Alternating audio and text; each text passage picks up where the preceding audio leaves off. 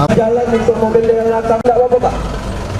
Satpol PP Kota Palembang bersama tim gabungan menertibkan dan membongkar lapak pedagang yang menutup jalan di depan Pasar 16 Ilir Rabu 25 Juni 2025 malam.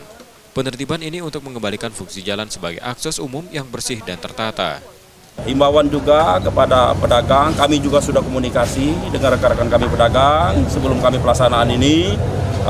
Sudah kita carikan solusi yang terbaik, win-win solution. Insya Allah apa yang kita lakukan ini adalah untuk kepentingan umum yang lebih luas, karena jalan ini kita fungsikan sebagaimana mestinya jalan, seperti itu. Sebelum pelaksanaan, petugas telah berkoordinasi dengan para pedagang. Mereka mengaku menerima keputusan ini, namun berharap ada jalan keluar agar tetap bisa berjualan. Siap ke tempat, gitu kan, kayak rame lagi jualan, tempat siap lah. Ini ke dekat sini lah, kalau bisa di sini lah dekat. Jadi kan ini kan tempatnya Pasar 16 yang dilewati oleh ini kan, uang kan banyak.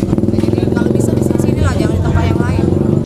Untuk sementara, para pedagang terdampak akan direlokasi ke beberapa lorong dan area depan Pasar 16 Ilir. Nur Muhammad, Kompas TV, Palembang, Sumatera Selatan.